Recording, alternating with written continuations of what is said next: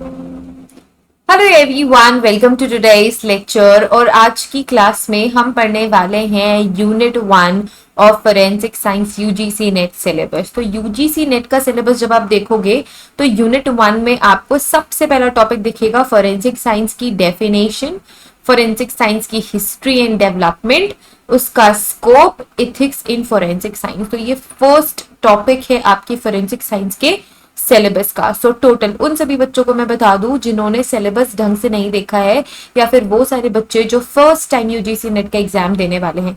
सो आपका जो पेपर 2 है वो है फोरेंसिक साइंस, और आपकी टोटल कितनी यूनिट्स है? 10 यूनिट्स है, ठीक है। सो उसमें फर्स्ट यूनिट हम शुरू कर रहे हैं आज इस वीडियो से, जिसमें आपको पढ़ना है डेफिनेशन ऑफ फोरेंसिक साइंस। तो ये सबसे पहले जब इंटरैक्ट करते हो ना आप सब्जेक्ट से, तो डेफिनेशन वाली चीज ही आती है, फिर धीरे धीरे स्पेसिफिक होने लग जाता है। तो सबसे पहले आप अंडरस्टैंड करोगे कि फोरेंसिक साइंस एग्जैक्टली है क्या, कैसे डेवलप हुआ, क्या इसकी हिस्ट्री रही है, इसका क्या स्कोप है, और इथिक्स क्या है फोरेंसिक साइंस में, क्योंकि फोरेंसिक साइंस एक इथिकल सब्जेक्ट है, राइट। सो इस वजह से आपको इथिक्स जानना भी जरूरी है। एक एक करके ये सारे टॉपिक्स हम क्लियर करने वाले हैं आज के लेक्चर में।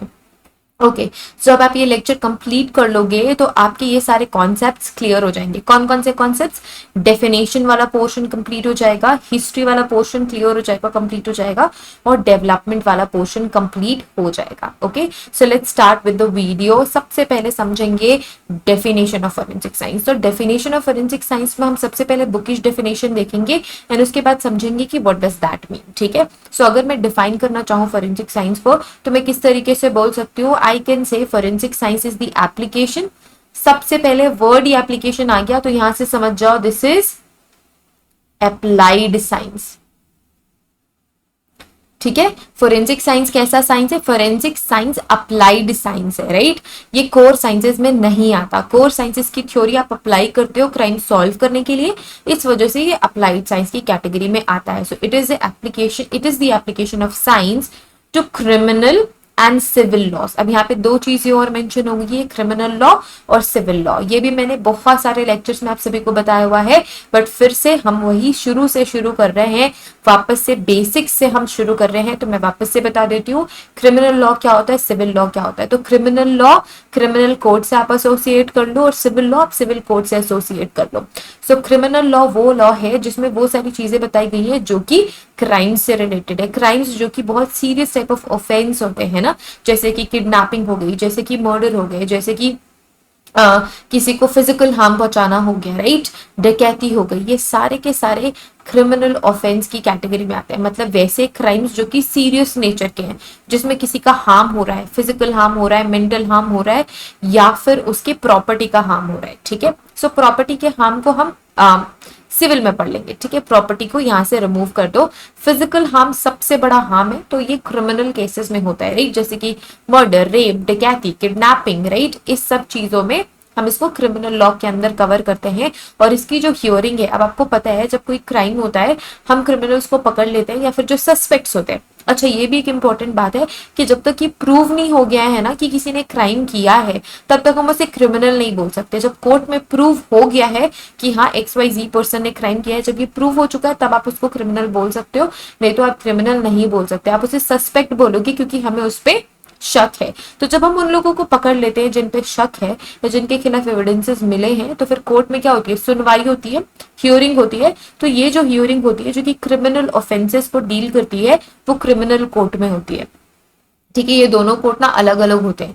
दूसरा कोर्ट होता है सिविल कोर्ट, जिसमें प्रॉपर्टी के रिलेटेड केसेस, डाइवोर्स के केसेस है ना। अगर गली मोहल्ले में कोई लड़ाई हो गई, कोई कह रहा है कि तुमने मेरी जमीन दबा ली, कोई कह रहा है कि मेरी प्रॉपर्टी मेरे पापा ने सारी मेरे नाम कर दी है, इस तरीके के जो केसेस होते हैं वो सिविल कोर्ट में हैंडल किए जाते हैं, जिसको हम कहते हैं less serious type of offences. Offences तो है ना, गलत तो है, ऑफ कोर्स ये क्राइम ही है, but it is not that serious as compare to criminal offences, ठीक है। तो इनको हम कहाँ पे डील करते हैं? इनको हम डील करते हैं इनको हम डील करते हैं सिविल कोर्ट में, या फिर सिविल लॉ के अंदर ये चीजें आती है, ठीक है। अब सिविल लॉ और क्रिमिनल दोनों डिफरेंट हमने कर लिया। सिविल केसेस क्या होते हैं? जैसे कि डाइवोर्स के केसेस, जैसे कि जमीन जायदाद के, प्रॉपर्टी के पेपर्स, इन सब चीजों से अगर कोई रिलेटेड क्राइम हुआ है तो वो सिविल लॉ के अंदर कवर होगा, सिविल कोर्ट में डील किया जाएगा। और क्राइम्स अगर हुए हैं, जो सीरियस ऑफेंस होते हैं, जो सीरियस नेचर के क्राइम्स होते हैं, उनको क्रिमिनल कोर्ट में हैंडल किया जाता है और क्रिमिनल लॉ उन पे लगती है। तो जब कभी भी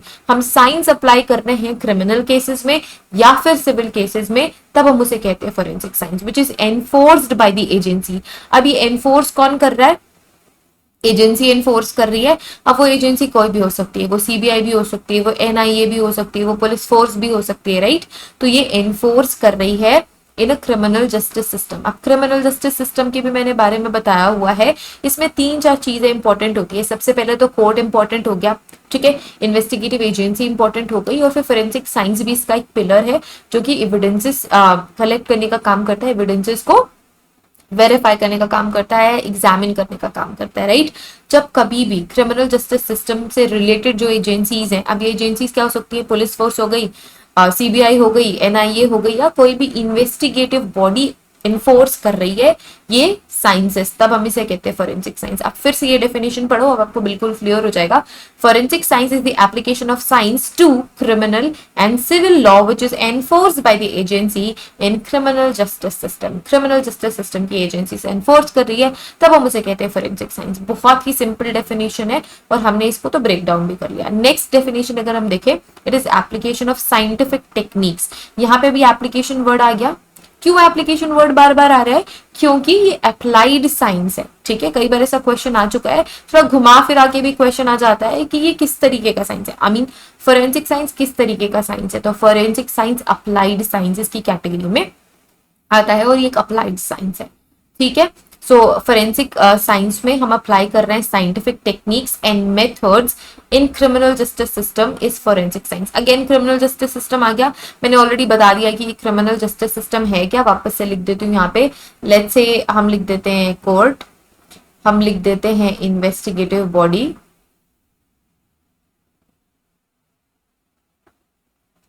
और हम लिख देते हैं फोरेंसिक साइंस, एफएस लिख देते हैं। ये तीनों ही जो पिलर्स हैं वो क्रिएट करते हैं क्रिमिनल जस्टिस सिस्टम। अब थोड़ा और समझ लो, क्रिमिनल जस्टिस सिस्टम, क्रिमिनल क्या है?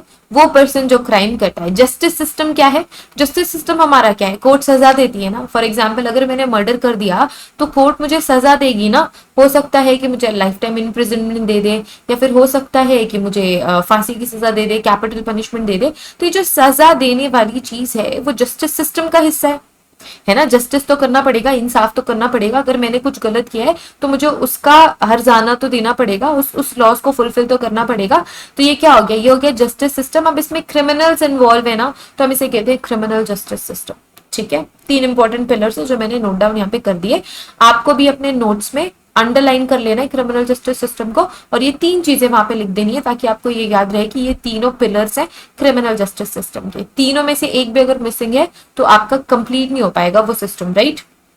Next, forensic, the term forensic comes from a Latin word. अब यहाँ से भी ना बहुत सारे क्वेश्चन आए हैं, और जब आप नेट का पेपर देखोगे ना तो इस तरीके के क्वेश्चन ना बहुत ही ज्यादा सिंपली आ जाते हैं। जब आप कैटेगराइज करोगे ना पूरे के पूरे क्वेश्चन पेपर को, तो आप लिस्ट डाउन कर सकते हो वो क्वेश्चन जो बहुत ही ज्यादा इजी और सिंपल है। आप बिना पढ़े भी जाओगे ना तो वो आराम से सही कर लोगे। फिर आते हैं मीडियम टाइप के, जिस बच्चे ने पढ़ाई करी है ना सिर्फ वही उनको सॉल्व कर सकता है। फिर आते हैं हार्ड टाइप ऑफ क्वेश्चन, ये कॉम्बिनेशन होता है पूरा का पूरा पेपर, इसी तरीके से सेट किया जाता है। फिर जो थर्ड कैटेगरी ऑफ क्वेश्चन होती है ना वो होती है हार्ड क्वेश्चन की। जो बच्चा पढ़ के भी गया है ना उसको भी अपनी एनालिटिकल स्किल्स, उसको भी अपनी कॉग्निटिव स्किल्स, मतलब अपना दिमाग लगाना पड़ेगा, प्लस माइनस करना पड़ेगा, तब जाके वो उन क्वेश्चंस को सही कर सकता है। तो ये 3 कैटेगरी के क्वेश्चन में से जो फर्स्ट कैटेगरी है ना, जो इजी क्वेश्चन, उसमें इस तरीके के क्वेश्चन बहुत आते हैं, और ये बहुत सालों से आ रहे हैं कि फोरेंसिक साइंस जो है टर्म, जो फोरेंसिक टर्म है वो उसका ओरिजिन का है।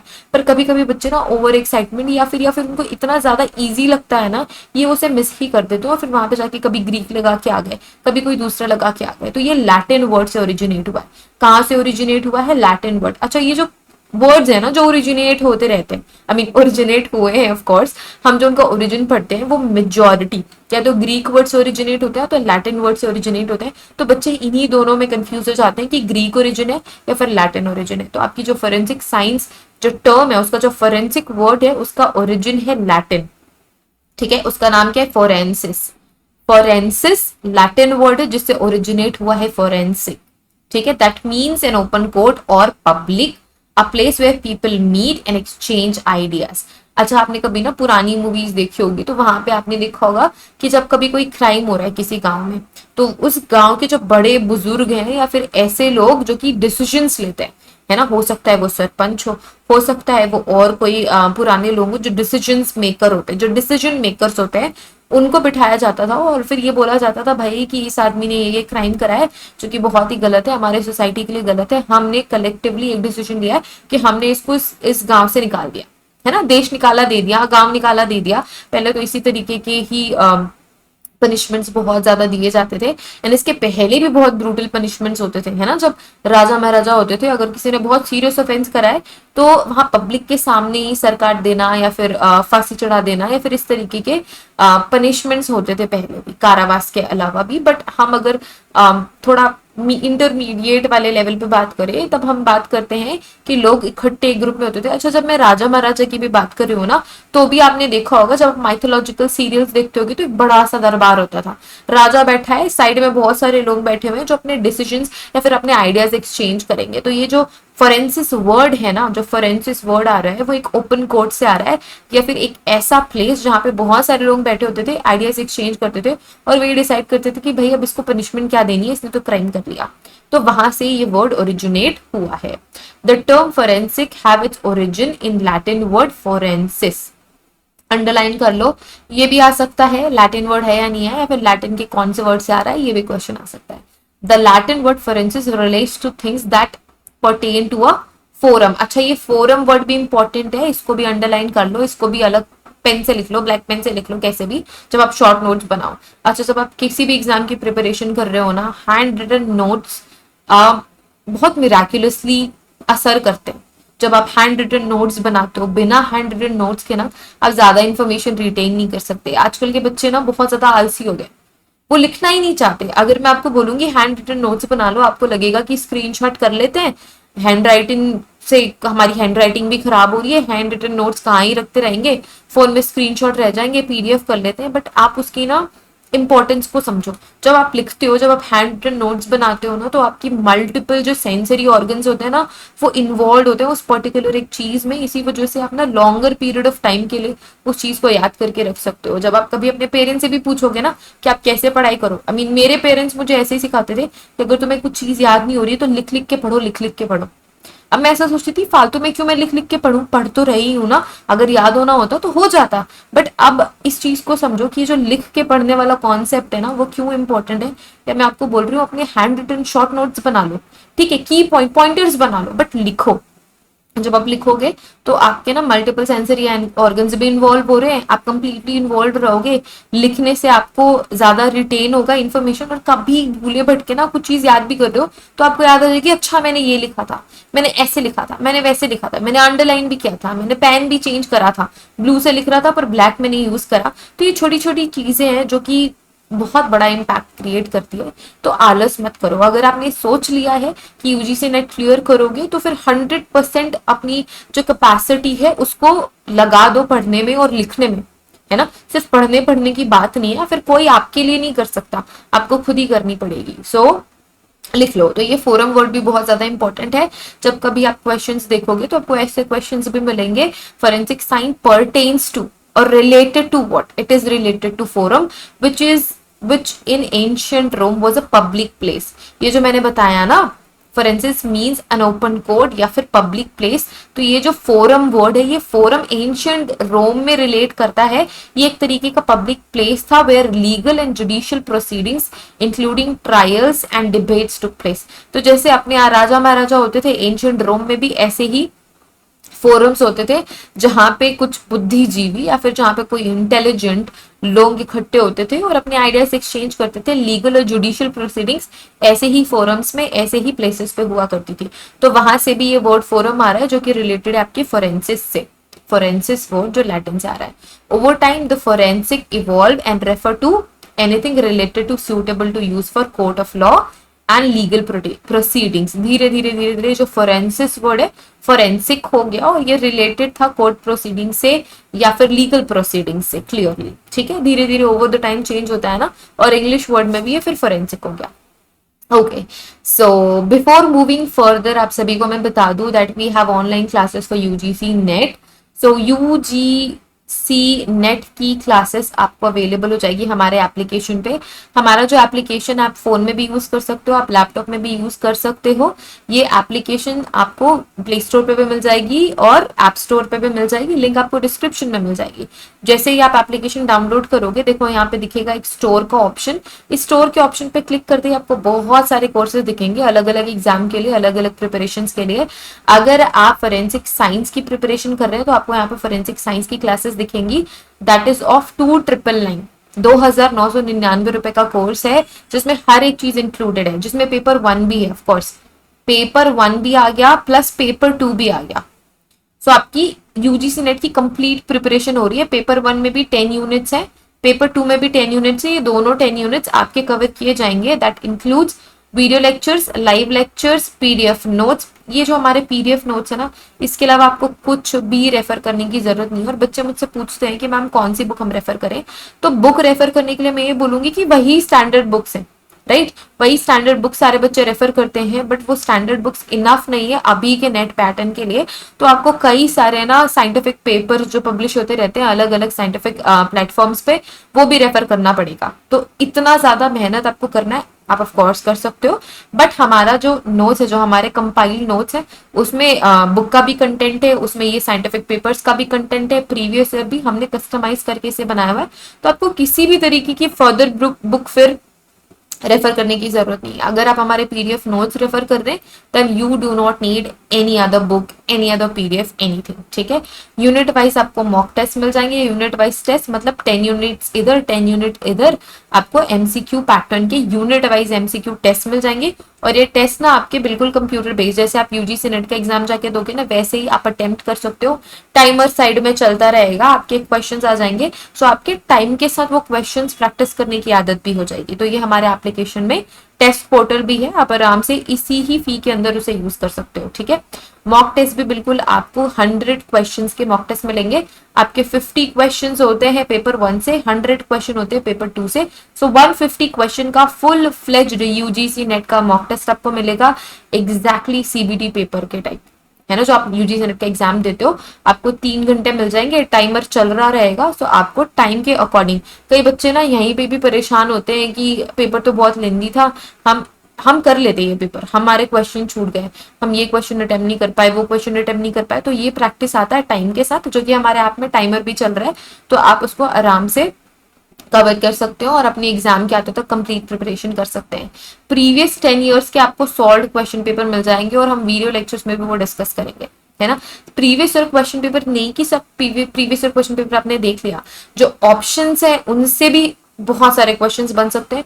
जो क्वेश्चन है, that question itself carry a lot of questions. तो वो सारी चीजें हम डिस्कस करेंगे कि ऑप्शंस में क्या इन्फॉर्मेशन छुपी हुई है, क्वेश्चन में क्या इन्फॉर्मेशन छुपी हुई है, सारी चीजें हम डिकोड करेंगे हमारे 10 ईयर पेपर डिस्कशन वाली वीडियोस में। और आपको सॉल्व पेपर्स भी मिल जाएंगे प्रीवियस 10 ईयर क्वेश्चन की। ये सारी चीजें आपको मिल रही हैं इस एप्लीकेशन में और इस कोर्स में, जो कि 2999 का है और 1 टाइम फी है। आपको हर मंथ पे नहीं करना पड़ेगा, 6 मंथ्स तक आपको कोई फी नहीं देनी है। You just have to give 2999 and then you are sorted for your examination. If you are interested, you can join the course and you can start preparation with us. You can start your preparation with us. Okay, so let's continue with the lecture. So forensic science it is a broad and interdisciplinary field. It can be divided into several specialization and sections and subdisciplines, each focusing on different aspects of investigation process and analysis of evidence. ठीक है, applied science जरूर है forensic science, लेकिन वो बहुत broad category है। ऐसा कुछ भी नहीं है इस पूरी दुनिया में जो कि आप फोरेंसिक साइंस से रिलेट नहीं कर सकते। Forensic science is a big big big umbrella, जिसके अंदर दुनिया भर की चीज आ जाएगी, ठीक है। सो यहाँ पे हमने कुछ नोट डाउन किए हुए हैं जो ज्यादा बड़े सेक्शंस है। सो आप देखोगे कि फोरेंसिक साइंस के अंदर डिफरेंट डिफरेंट सेक्शंस है, जैसे कि फोरेंसिक बायोलॉजी है ना। फोरेंसिक बायोलॉजी में हम बायोलॉजी की चीजें डील करेंगे कि जो बायोलॉजी से रिलेटेड है, राइट। सो फोरेंसिक बायोलॉजी में आप देखोगे कि ब्लड से रिलेटेड इन्वेस्टिगेशन, यूरिन से रिलेटेड, डीएनए से रिलेटेड, जो भी आपकी बॉडी से रिलेटेड है ना। सो जो चीजें लिविंग है, जो बॉडी से, ऑफ कोर्स ये सारी चीजें आपकी बायोलॉजी में आ जाएंगी। फोरेंसिक केमिस्ट्री में अगर हम देखें तो एक्सप्लोजिव आ गए, ठीक है। एक्सप्लोजिव के अलावा जितने भी तरीके के केमिकल हैं, राइट, केमिकल्स आ गए, है ना। इसके अलावा जो जितने भी तरीके के ड्रग्स होते हैं, राइट, स्टिमुलेंट्स हो गए, हेलुसिनोजेनिक ड्रग्स हो गए, डिप्रेसेंट हो गए, जैसे कि अल्कोहल, जैसे कि कोकेन, मेथाम्फेटामीन्स, एम्फेटामीन्स, ये सारी चीजें आपकी इन ड्रग्स की कैटेगरी में आ जाएगी जो फोरेंसिक केमिस्ट्री में आती है। Then we have forensic physics. तो फिजिक्स के कॉन्सेप्ट जब लगते हैं इसमें, तो फिजिक्स आ गई, जैसे कि ग्लास एविडेंस, जैसे कि पेंट एविडेंस। सो जितने भी फिजिकल एविडेंसेस है फोरेंसिक फिजिक्स की कैटेगरी में आएंगे, जिसमें स्पेसिफिकली हम फिजिक्स की चीजें अप्लाई कर सकते हैं। Then we have forensic toxicology, जितने भी पॉइजनस सब्सटेंस होते हैं या फिर जो पॉइजन होते हैं, चाहे वो प्लांट पॉइजन हो, चाहे वो मेटल पॉइजन हो, चाहे वो किसी भी तरीके का पॉइजन हो, जो पॉइजनस चीज है या जो पॉइजन होता है उसको हम डील करते हैं फोरेंसिक टॉक्सिकोलॉजी में। Toxi means toxic substance which is poison. So ये सारी चीजें आप इसके अंदर डील करोगे। फोरेंसिक एंथ्रोपोलॉजी है, फोरेंसिक ओडोंटोलॉजी है। Anthropology is study of humans, है ना। तो बोन से एज एस्टिमेशन कैसे करना है, टीथ से एज एस्टिमेशन कैसे करना है, अगर किसी की डेथ हो चुकी है और उसके पहले की अगर सिचुएशन जाननी है तो क्या।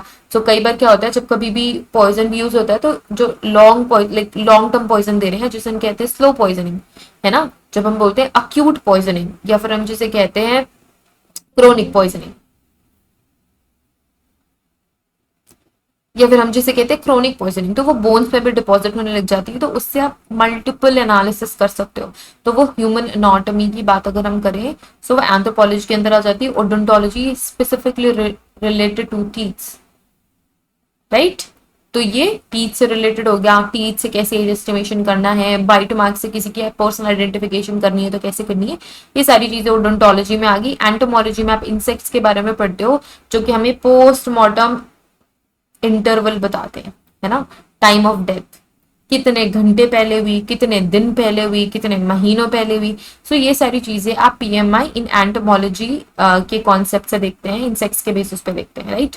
डिजिटल फोरेंसिक में सारी डिजिटल चीजें आ जाती है। फोरेंसिक बैलिस्टिक्स में जितने भी गन्स हो गए, ग्रेनेड्स हो गए, इन सारी चीजों के बारे में आप पढ़ते हो। फोरेंसिक साइकियाट्री में अगर कोई पर्सन साइकोलॉजिकली फिट नहीं है and that person is involve in some criminal activity, तो फोरेंसिक साइकोलॉजी। फोरेंसिक पैथोलॉजी, इसमें आ जाता है लिक्विड,